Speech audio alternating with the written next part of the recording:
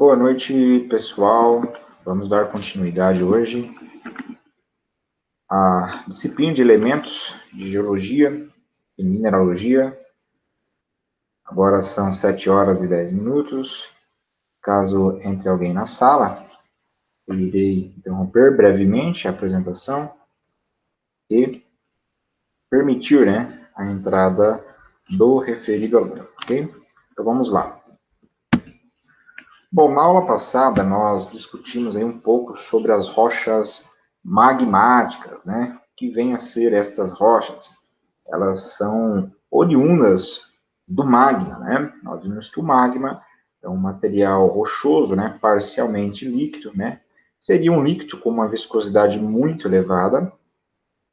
Quando atinge a superfície, o magma, na verdade, o nome dele passa a ser lava, Tanto na superfície quanto no interior da Terra, o magma resfria, dando origem, portanto, a rochas magmáticas. É interessante observar que estas rochas também são conhecidas como rochas cristalinas, porque são constituídas por cristais. Estes cristais, eles podem ser visíveis a olho nu, como no caso do granito, ou não visíveis, como no caso do basalto. E nós vimos que isso está relacionado à velocidade de resfriamento do magma. Hoje nós iremos estudar um pouquinho aí sobre as rochas sedimentares. E as rochas metamórficas ficará a cargo de vocês. Vocês irão pesquisar o que são, os fatores, enfim. No final da aula de hoje eu irei apresentar essa questão para vocês. Uma tarefinha.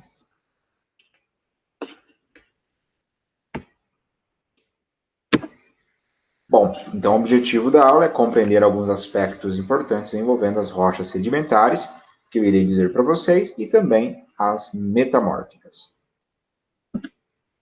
Sedimentos. Todas as rochas sedimentares são compostas de sedimentos.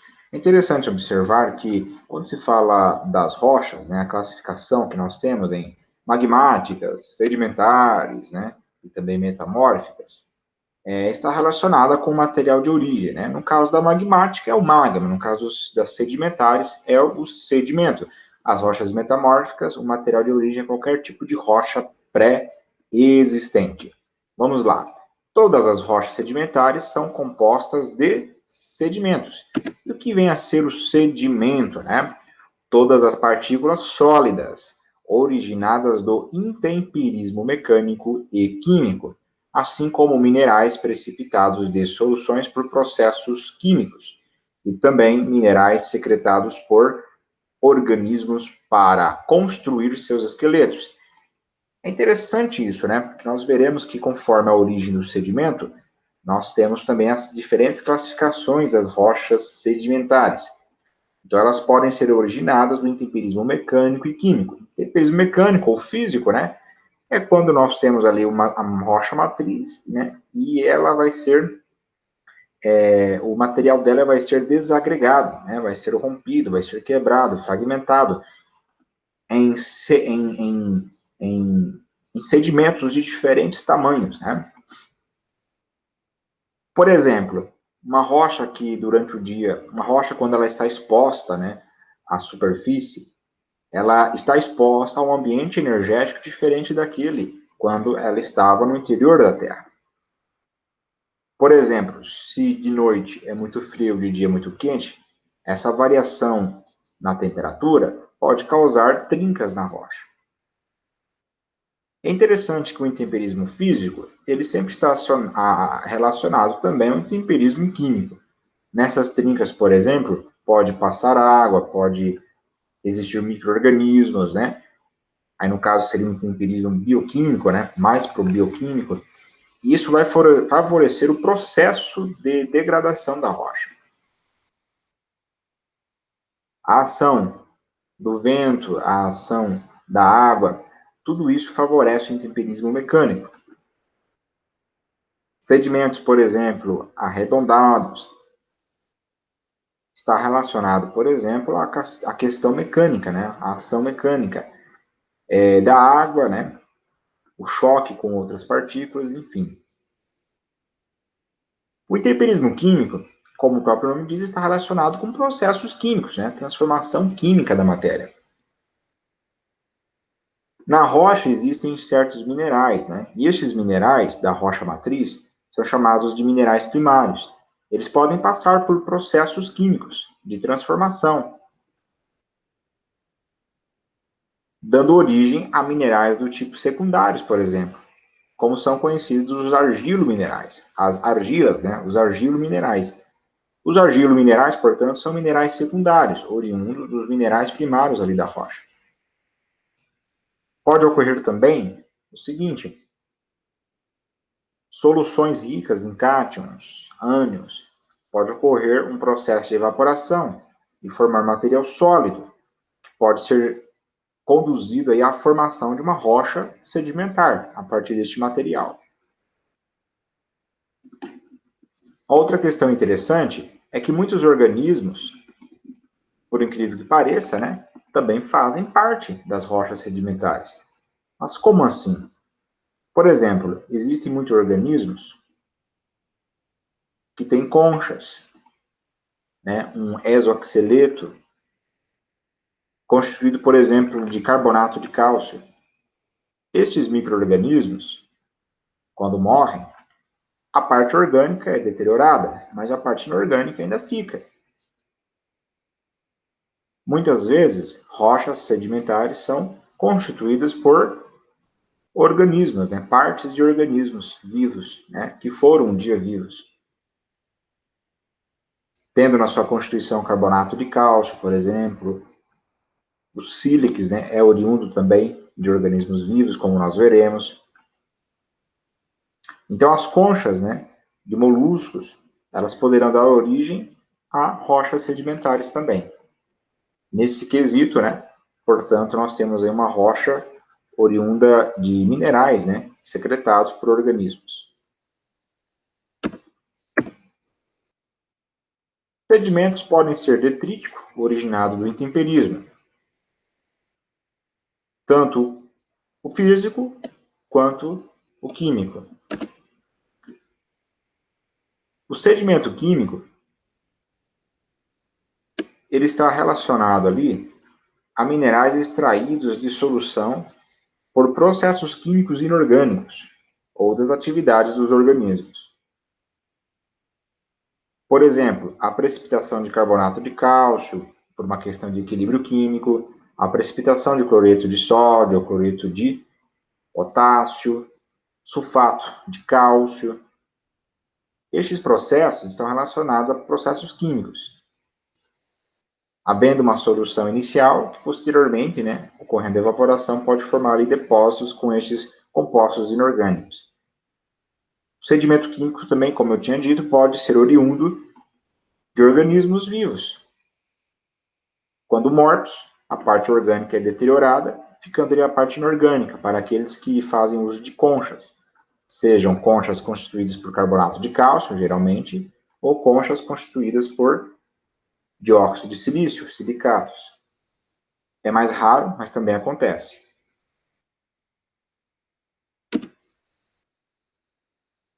O sedimento ele pode ser classificado quanto ao seu tamanho, principalmente a questão do sedimento detrítico. Nós temos a rocha passa ali por um processo químico-físico e ela vai ser fragmentada em sedimentos, em partículas. Essas partículas são classificadas conforme o tamanho. Partículas maiores do que 2 milímetros são chamadas de cascalho. Partículas entre 1 sobre 16 e 2 milímetros, areia. 1 sobre 256 até 1 sobre 16 é o silter.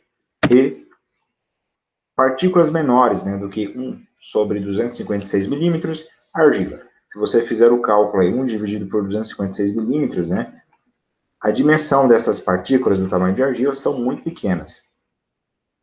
Portanto, nós ouvimos muito falar no dia a dia sobre argila, areia, cascalho também. Eu acho que o silt não é tão comum. mas talvez alguém já tenha ouvido falar de silt. Mas certamente todos já ouviram falar de cascalho, areia e argila. Por exemplo, tal material artístico foi obtido a partir da argila. Tal estrada foi revestida com cascalho, areia de construção. Todos estes nomes não estão relacionados, portanto, à composição química. Existem argilas de diferentes composições. Nem todas as argilas servem, por exemplo, para o artesanato. Mas os argilominerais, que têm silicato na sua estrutura, servem para o artesanato. A argila, portanto, não está relacionada, assim como as demais definições, à composição química, mas sim ao tamanho da partícula. O silt e a argila formam um material conhecido como lama. É bem interessante, porque quando o silt e a argila estão na presença de água, por interagirem bastante com a água, eles formam um material liguento, a lama. Quem já teve a oportunidade de pisar em um solo vermelho, nos dias de chuva perceberá que forma uma lama bem liguenta. Solos vermelhos são ricos em argilas com ferro, que interagem muito com a água, formando, portanto, um material bem liguento, a lama.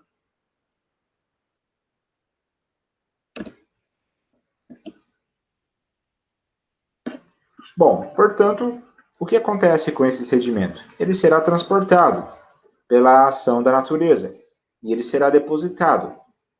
Transporte, movimento. Deposição do sedimento, ele encontrará, portanto, um lugar onde o movimento cessará.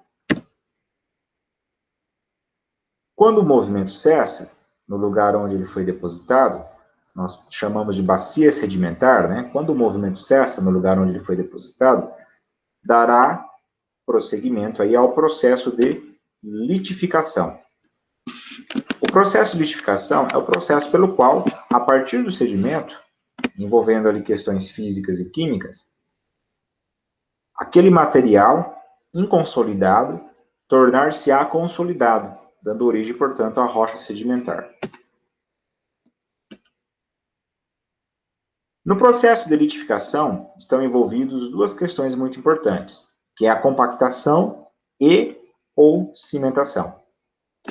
Imagine que os sedimentos foram carregados para uma bacia sedimentar e foram depositados. Cessaram o movimento. Mas esse processo ele continua, ou seja, outros sedimentos também serão translocados para esta região. Outros sedimentos continuarão sendo translocados para esta região, e assim por diante.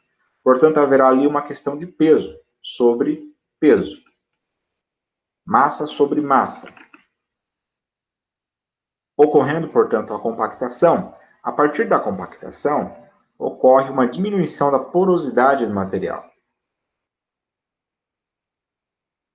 A partir dessa compactação e com a evaporação de água, uma diminuição de porosidade, pode ocorrer o processo de cimentação.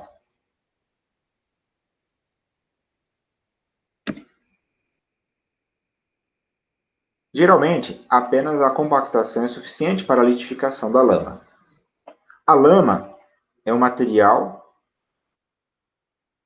é um sedimento, com partículas do tamanho de silt e argila. Ocorrendo a evaporação, a compactação, a saída de água, os poros diminuem. O material inorgânico se aproxima. Geralmente, as partículas de argila elas são carregadas.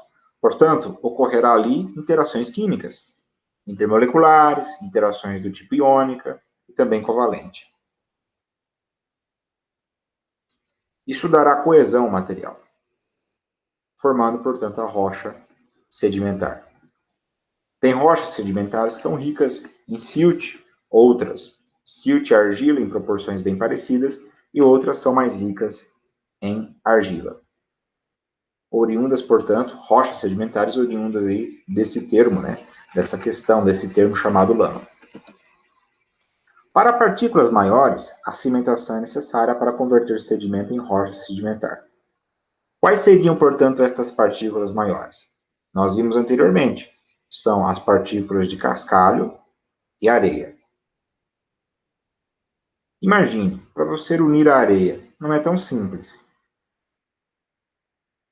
Se você pegar na sua mão um punhado de areia e uni-la, ao soltar você verá que os sedimentos irão cair. Não é tão simples unir a areia.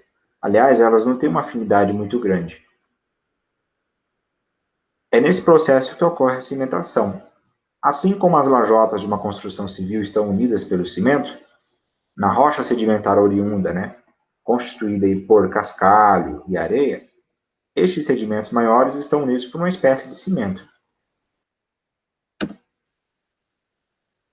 E o que é esse cimento? Ele é constituído por minerais quimicamente precipitados entre os poros que unem as partículas.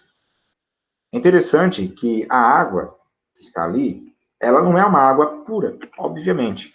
Ela tem muitos constituintes químicos, cátions, ânions, produtos químicos. Quando a água evapora, estes constituintes podem interagir um com o outro, cátion e ânion, por exemplo, formando um material sólido.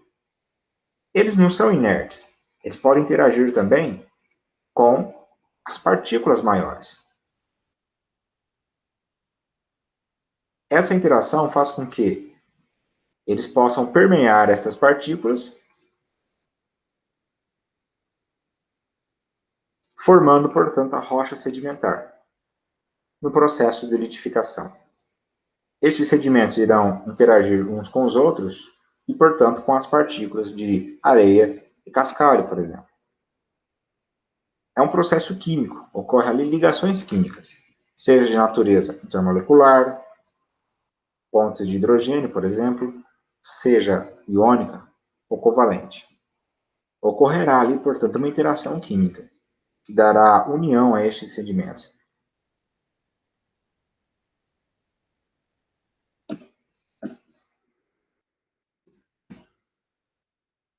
Os cimentos mais comuns em rochas detríticas são o carbonato de cálcio e o dióxido de silício, ambos originados pelo intemperismo químico de minerais carbonáticos e silicáticos. Os óxidos e hidróxidos de ferro, tais como hematita e limonita, são os cimentos químicos em algumas rochas. É interessante que rochas que contêm cimentos do tipo carbonato de cálcio, geralmente, quando é adicionado ácido clorídrico, por exemplo, vai ocorrer um borbulhamento em decorrência da reação química entre o ácido clorídrico e o carbonato de cálcio.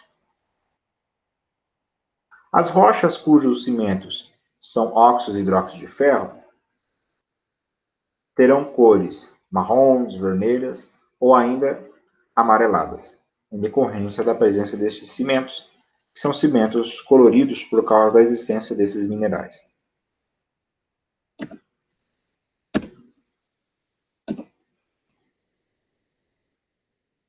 Considerando o cimento do tipo carbonato de cálcio, oriundo do temperismo químico de rochas do tipo calcário. Lá está a rocha, temperismo químico, fragmenta essa rocha. Temperismo físico-químico.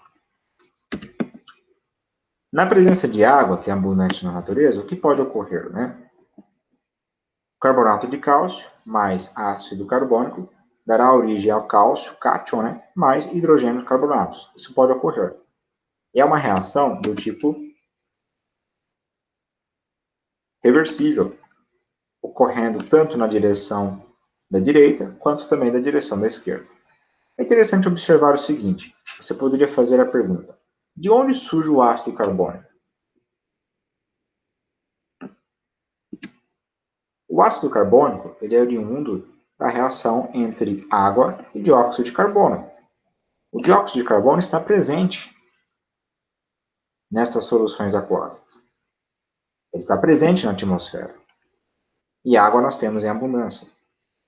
O dióxido de carbono é um óxido do tipo ácido, O que isso significa? Que ele forma um ácido quando dissolvido em água. E qual é o ácido? Ácido carbônico. O ácido carbônico, na presença de carbonato de cálcio, dará origem ao hidrogênio carbonato, que é solúvel. No entanto, o que ocorre?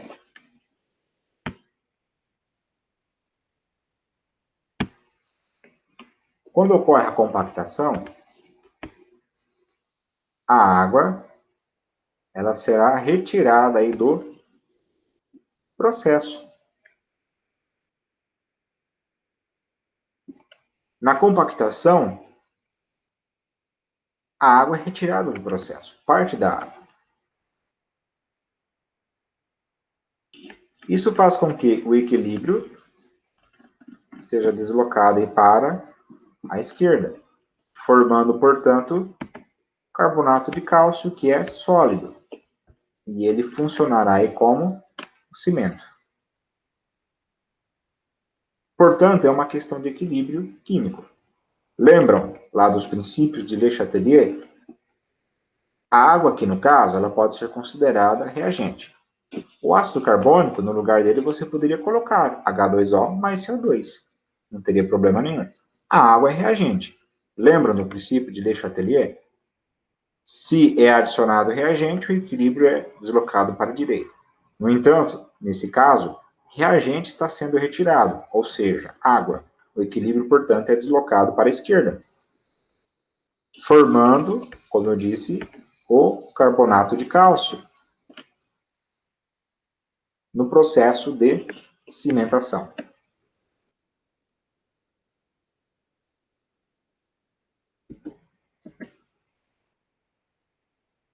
As duas classes principais de rochas sedimentares são a detrítica e química.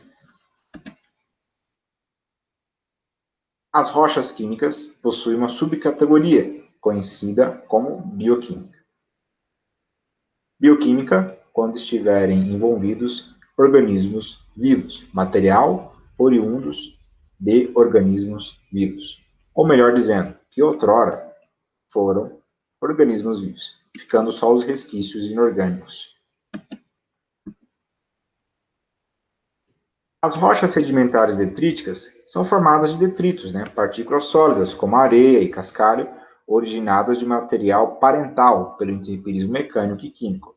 Ou seja, considera-se, como eu disse, a rocha matriz, a partir do intemperismo físico, a ação do tempo, clima, temperatura, pressão, vento, e o intemperismo químico, reação na presença de água, oxigênio.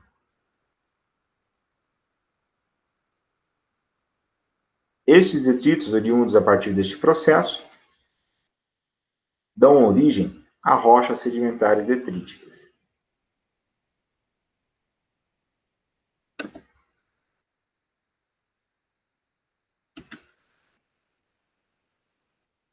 Conforme a natureza do sedimento, teremos, portanto, diferentes tipos de rochas. Cascalho. Partículas arredondadas ou angulares de cascalho. Quando se trata de partículas arredondadas, formam-se os chamados conglomerados.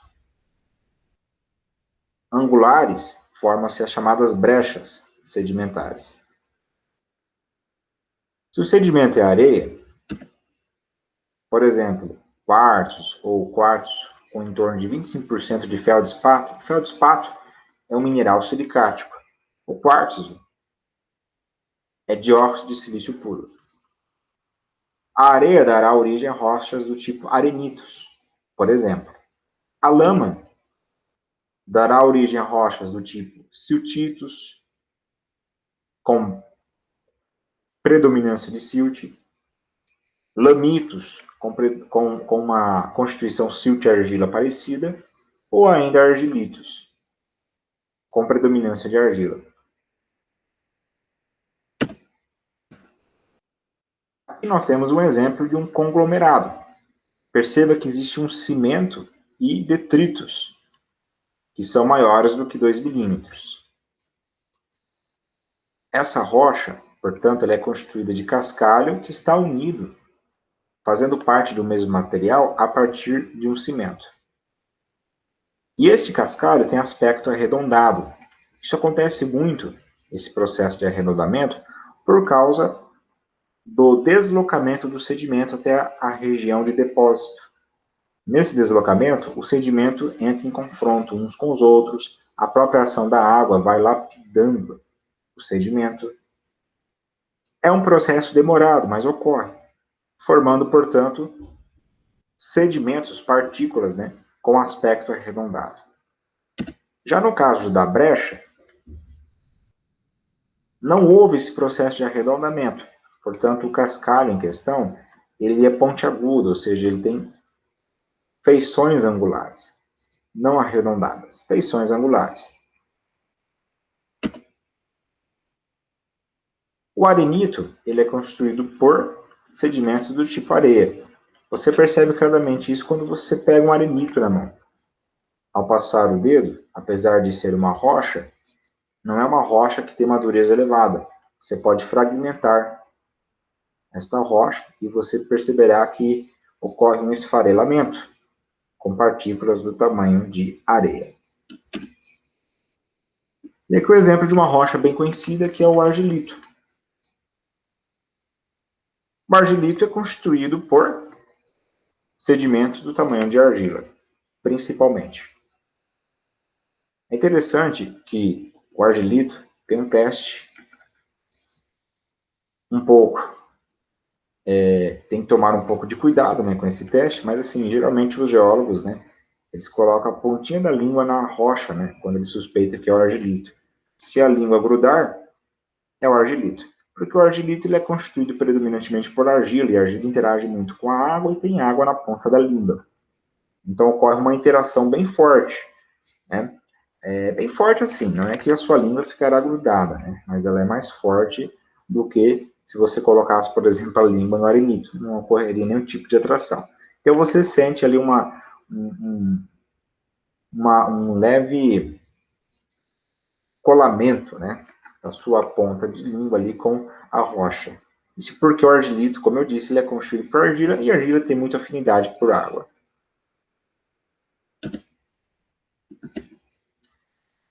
As rochas sedimentares químicas são chamadas assim porque os processos químicos são responsáveis por sua origem. Elas podem ser classificadas quanto à sua textura, invariada, né, quando não são cristalinas, ou cristalinas. Textura variada, nós temos exemplo, por exemplo, da calcita, carbonato de cálcio, dando origem ao calcário, a dolomita, né, que é carbonato de cálcio e magnésio, não apresenta, portanto, estruturas cristalinas. A dolomita dá origem ao calcário dolomítico, muito famoso, por exemplo, aqui na região de Bodoquena, né, aqui no Mato Grosso do Sul.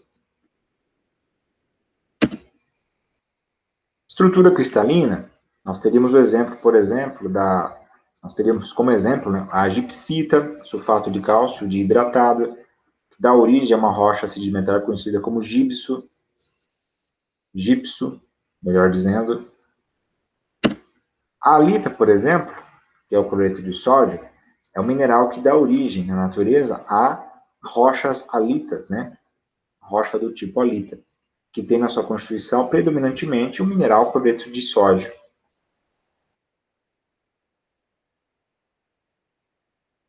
A gipsita, a halita, são oriundos aí de processo de precipitação a partir de uma solução química, onde a água vai evaporando e por uma questão de KPS, né, ocorre a precipitação.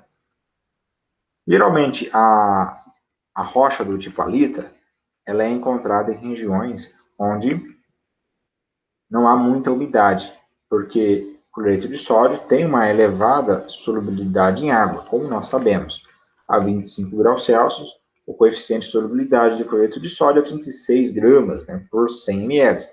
O sulfato de cálcio é encontrado em ambas as regiões, pode ser encontrado, porque ele é muito pouco solúvel.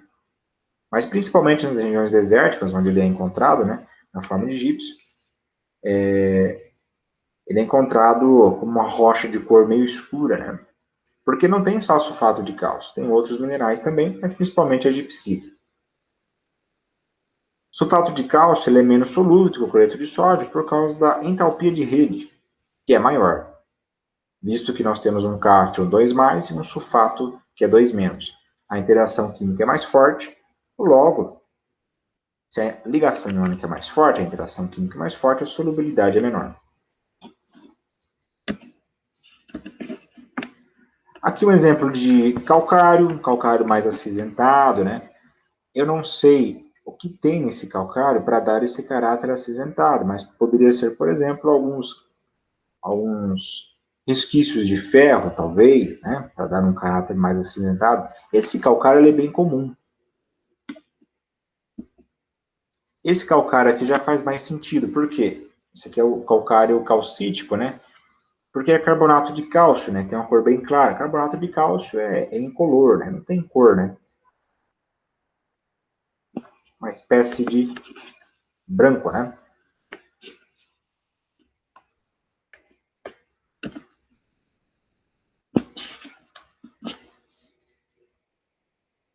Aqui o calcário dolomítico, rico em carbonatos de cálcio e magnésio.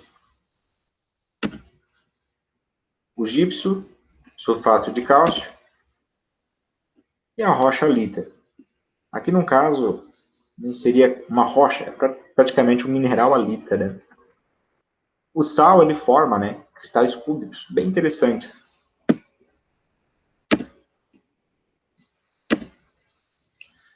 Quanto às rochas sedimentares bioquímicas, seus minerais se formam como resultados da atividade química de organismos. Portanto, a partir de conchas, né, se formam conchas que são unidas, né, por cimentos, microconchas, que também, a partir do processo de litificação, estarão unidas. Ou seja, o material, né, detrítico ali, o material, melhor dizendo, não, o material para a formação da rocha sedimentar ele é oriundo de resquícios, né, inorgânicos de organismos que outrora foram vivos. Né? A textura pode ser clástica, né, ou seja, apresentando ali partículas maiores, ou cristalina. Estrutura clástica, né, pode ser constituída por conchas, que são constituídas aí por carbonato de cálcio, como a coquina, por exemplo. É uma rocha que tem na sua constituição conchas, né, de organismos que outrora foram vivos, né, conchas aparentes.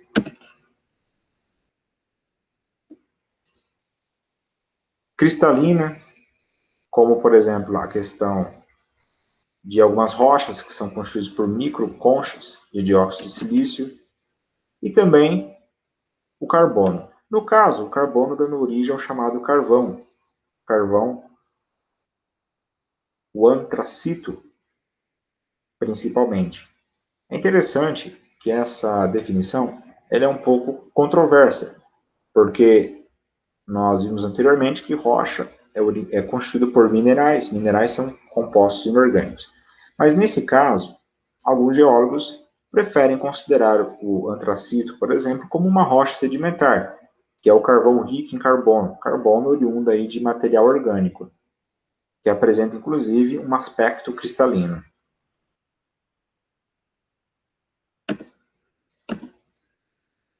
Que o exemplo, né, de uma rocha, né, carbonática, o giz, que é constituído por microconchas de carbonato de cálcio. Aqui o exemplo da coquina, que nesse caso tem uma estrutura clástica, assim como o giz. No entanto, uma estrutura clástica, né, com sedimentos ali aparentes. Nós vemos claramente várias conchas de organismos que outrora foram vivos, unidas, né, neste material sólido. Elas não estão separadas, né? Elas estão fazendo parte deste material. Elas não se soltam com facilidade. Elas fazem parte de uma rocha. Essa rocha, se você adicionar ácido clorídrico, vai ocorrer um borbulhamento por causa da liberação de CO2. E aqui o sílex, que era muito utilizado na antiguidade, né, pelos caçadores, coletores, na confecção de flechas, por exemplo, porque nele pode ser formadas, né, pontas bem pontiagudas, né, regiões bem pontiagudas poderiam ferir facilmente os animais. O sílex, ele é constituído por microconchas, cuja composição é de óxido de silício. Microconchas oriundas, né, de organismos vivos. por incrível que pareça. É interessante que isso não é verificado a olho nu. Tem que ser utilizado, portanto, um microscópio. Algumas variações do sílex dão cores muito belas. Por exemplo, o jaspe é uma variação do sílex. Na sua constituição, se eu não me engano, tem ferro, por exemplo. O jaspe ele pode ter tonalidades verdes, que são muito utilizadas, né? São pedras, rochas muito utilizadas aí como adorno. E o antracito, que é oriundo ali do carbono, da sedimentação do carbono, oriundo de material orgânico. Como eu disse, há algumas controvérsias, né, por causa da origem, que é a origem orgânica. Mas alguns livros, como esse livro que eu estou utilizando, do Ikander, ele considera o carvão, aqui está o antracito, que é o tipo de carvão, né, existem vários tipos de carvão. O antracito, ele é o carvão que tem a maior porcentagem de carbono.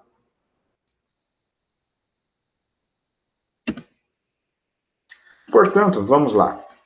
Nós temos a rocha matriz. A rocha matriz, ela vai passar, portanto, por processos, né, que nós vimos até aqui, dando origem à rocha sedimentar. Então, de início, nós temos a rocha matriz, e depois nós teremos, ao final, poderemos ter uma rocha do tipo sedimentar. É claro que nesse intervalo, como nós vimos, tem-se um intemperismo mecânico, que é a ação física. Temperaturas que variam, né, da noite para o dia, questão de novos ambientes energéticos, né, quando a rocha é alavancada para a superfície. Uma coisa é o ambiente sob a superfície, outra coisa é o ambiente sobre a superfície. São condições diferentes. E a rocha ela vai interagir, portanto, a esse novo ambiente energético. Só que o intemperismo mecânico, ele nunca está separado, né? Ele está relacionado ao intemperismo químico.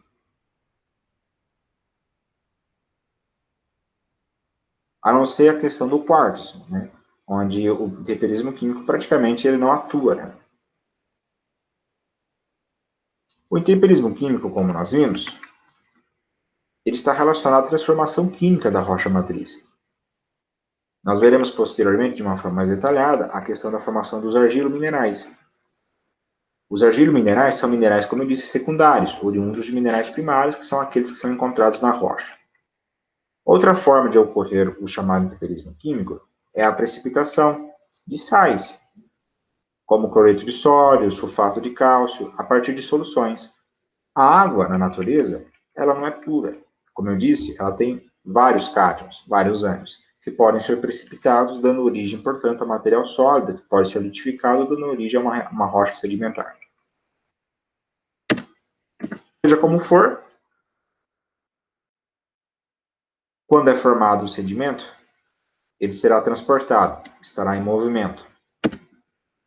O movimento será cessado, e este sedimento será depositado em uma bacia sedimentar. E ali ele passará por um processo de litificação, que é constituído por compactação e ou cimentação. A partir deste processo, a rocha sedimentar será formada. Rochas sedimentares é bem interessante, porque pode ocorrer uma sedimentação e a formação da rocha sedimentar. Após um tempo, pode ocorrer outra sedimentação, mais outra sedimentação, dando origem a uma estrutura estratificada, onde nós teremos determinados tipos de sedimentos, outros sedimentos dando origem a rochas sedimentares e outras rochas sedimentares. É uma estrutura estratificada. Rocha sedimentar geralmente tem estrutura estratificada. Estratos, onde vê-se claramente, horizontal, geralmente, os chamados estratos. Se você for ali para a região de Rio Verde, você perceberá que as rochas sedimentares que estão expostas, muitas delas é como se tivesse riscas, né? De uma risca para outra, se você perceber, tem-se ali um estrato. Aquilo simboliza que determinado tipo de sedimento foi depositado ali e litificado. Acima, nós temos mais uma questão ali, outro sedimento, e assim por diante. Os geólogos aprenderam a ler a história da Terra a partir destes estratos. Cada estrato representaria, segundo eles, um período, né, correspondente aí ao tempo geológico. Os estratos que estão mais acima são mais novos do que os estratos que estão mais abaixo. É interessante, né? Qual é a utilidade das rochas sedimentares? Eu acabei de falar aí para vocês sobre essa questão dos estratos. Por exemplo, a arqueologia surgiu, né, a partir do estudo de fósseis, e esses fósseis eles são encontrados aí nesses estratos sedimentares. Geralmente são encontrados em rochas sedimentares. Né? Quando nós ouvimos falar, por exemplo, dinossauro, pequenos trilobitas, conchas de animais que viveram há milhares ou até centenas de milhares de anos atrás, tudo incrustados, né, em rochas sedimentares, fazendo parte, né, de um material sólido, uma rocha sedimentar. Tudo isso traz informações do passado. A rocha sedimentar também traz na sua superfície, ela traz no seu corpo sinais do passado. Nela, os cientistas conseguem identificar certas questões, trazendo uma luz do que pode ter ocorrido no passado geológico. As rochas sedimentares também são importantes porque o petróleo, por exemplo, geralmente é encontrado ali em rochas sedimentares. Ele é extraído dessas rochas, ele está no meio, né, de rochas porosas, por exemplo. Ele está lacrado por rochas sedimentares e muitas vezes também ali no meio de rochas porosas, né, das quais ele é, vamos dizer assim, elevado para a superfície a partir aí de uma engenharia humana. Gás natural também. O que dizer do carvão? O carvão, que foi muito importante na época da Revolução Industrial, que causou tantas transformações sociais, seria a revolução sem o carvão, né? E o carvão, ele é um depósito sedimentar. As rochas sedimentares também são úteis como materiais de adorno, materiais de revestimento,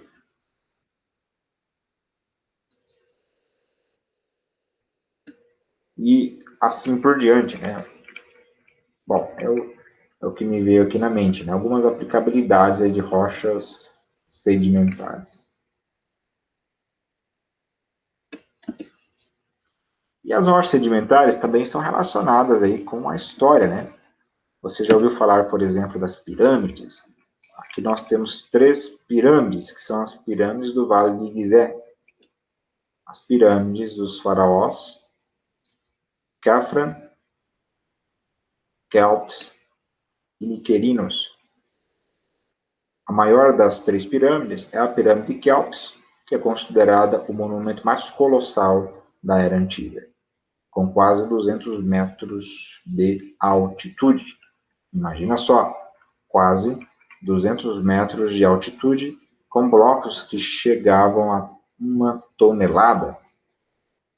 Imagina a engenharia, né, para colocar estes blocos lá em cima.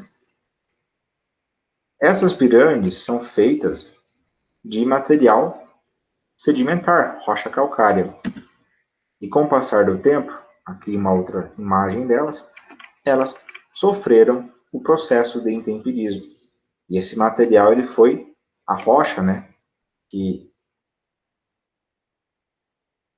a rocha que foi utilizada, ela passou pelo processo de intemperismo e ela foi desagregada. Nós percebemos que as pirâmides elas estão, portanto, deterioradas por causa da ação do tempo.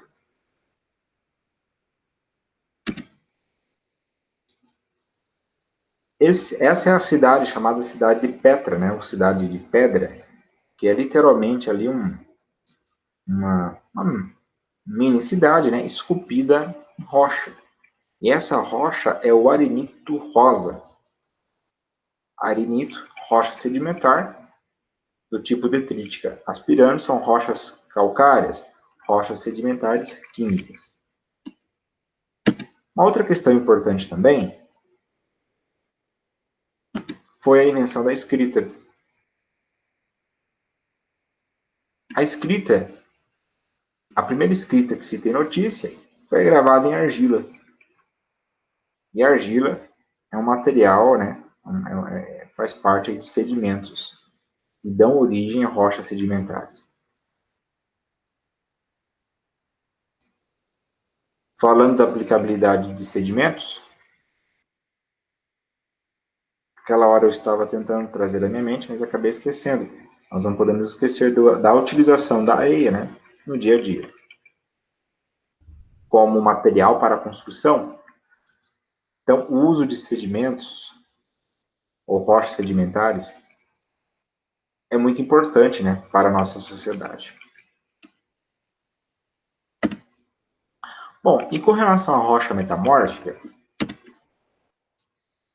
eu vou deixar como tarefa para vocês descreverem o que são rochas metamórficas, quais são os agentes de metamorfismo, o que é o metamorfismo regional, que é o principal tipo de agente, né, que é o principal tipo de metamorfismo, e como as rochas metamórficas são classificadas. Rochas metamórficas, a própria palavra metamórfica vem de metamorfose, né, que está relacionada, e, portanto, a uma mudança, né. Então, essas rochas, elas são oriundas de qualquer tipo de rocha, né? Seja uma rocha sedimentar ou uma rocha ígnea, né? Rocha magmática. Ou ainda uma rocha metamórfica. Porque uma rocha metamórfica, ela pode passar por um grau de metamorfismo ainda maior e dar origem a uma outra rocha metamórfica. Então, as rochas metamórficas, qual é o material de origem? Qualquer tipo de rocha pré-existente. Então, como trabalho, eu vou deixar para vocês, né, como tarefa, para vocês fazerem e enviar aí manuscrito, né, no meu e-mail. Não vou colocar na plataforma. Quem fizer, né, terá aí uma nota bônus na prova objetiva discursiva.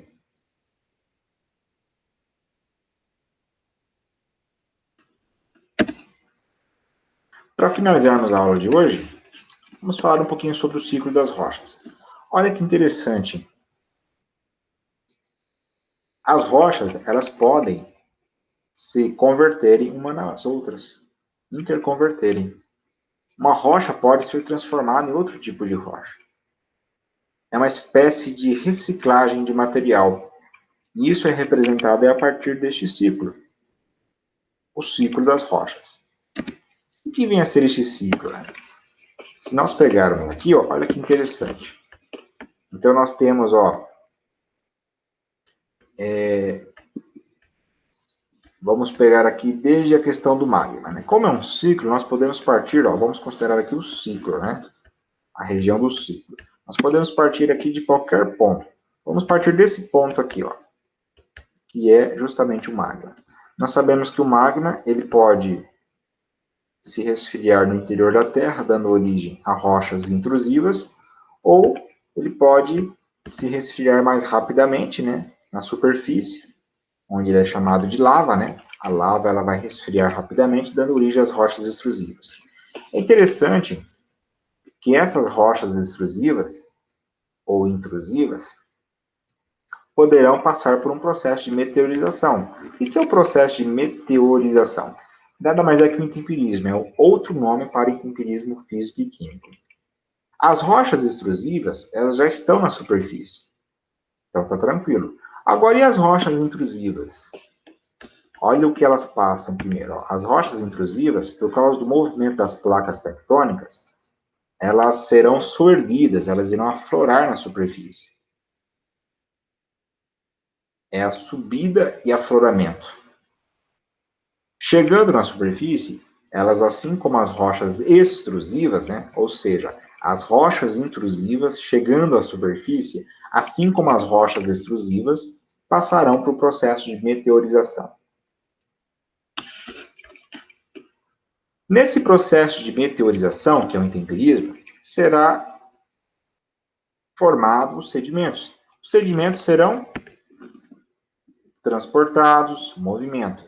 o movimento será cessado, ou seja, eles serão depositados, e esses sedimentos, como nós vimos, passarão aí por processo, essas partículas, né? Essas partículas passarão por um processo de compactação e cimentação, dando origem às rochas sedimentares. A rocha sedimentar, por exemplo, elas podem ser levadas pelas placas tectônicas. E a partir de um metamorfismo regional, um metamorfismo ali em decorrência desse contato da convergência das placas tectônicas, pode dar origem a um metamorfismo da rocha sedimentar, dando origem, portanto, a rochas metamórficas. É interessante que tanto as rochas sedimentares quanto as rochas metamórficas, elas podem ficar expostas, né? Aquelas que não estão, elas podem ficar expostas na superfície. Subida e afloramento mais uma vez. E nesse sentido, na superfície também passarão mais uma vez pelo processo de intemperismo. As rochas metamórficas, elas sempre serão, portanto, soerguidas até a superfície, porque elas são formadas em regiões onde a pressão é muito elevada, a temperatura também é elevada. Então, elas não são formadas na superfície. Elas não são formadas em condições superficiais. Portanto, elas sempre serão soerguidas até a superfície em decorrência do movimento das placas tectônicas.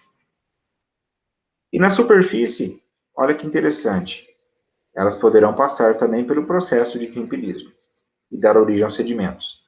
Então, as rochas sedimentares, aquelas que estão sob a superfície, a maior parte, né, elas poderão passar pelo processo de temperismo e dar origem aos sedimentos novamente. As rochas metamórficas que estão sob a superfície poderão ser soerguidas e dar origem aos sedimentos. E, por fim, o metamorfismo ele pode ser tão elevado, e essas rochas metamórficas elas poderão ser levadas a regiões tão profundas que ocorrerá um processo de fusão desse material, dando origem ao magma. E como nós vimos, o magma ele pode resfriar dentro da Terra, rochas intrusivas, ou fora da Terra, rochas extrusivas. Ambas as rochas poderão, como eu disse lá no início, quando nós começamos a tratar do ciclo das rochas, ambas as rochas poderão dar origem a sedimentos a partir do processo de intemperismo. Portanto, é um ciclo. E nesse ciclo fica bem claro o seguinte, que as rochas magmáticas elas podem dar origem às rochas metamórficas. As rochas magmáticas podem dar origem a sedimentos, que passarão pelo processo de lidificação, dando origem a rochas sedimentares. As rochas metamórficas podem dar origem ao magma, né? E por fim esse dará origem às rochas magmáticas. As rochas metamórficas podem aflorar na superfície do planeta Terra e passar pelo processo de temperismo, dando origem aos sedimentos, que darão origem às rochas sedimentares. E as rochas sedimentares, elas podem dar origem às rochas metamórficas, caso elas passem por um processo de metamorfismo, seus minerais. Alguns exemplos disso é, por exemplo, o arenito, quando ele sofre pressão, forma-se o quartzito. A rocha sedimentar calcária, quando sofre pressão, ela dá origem ao mármore. Rochas magmáticas, como o granito, dão origem, por exemplo, ao gneiss, que tem uma estrutura foliada, rocha metamórfica. Tranquilo. Agora, tem um tipo de mudança que não ocorre. As rochas sedimentares não darão origem às rochas magmáticas diretamente, porque antes disso serão formadas as rochas metamórficas.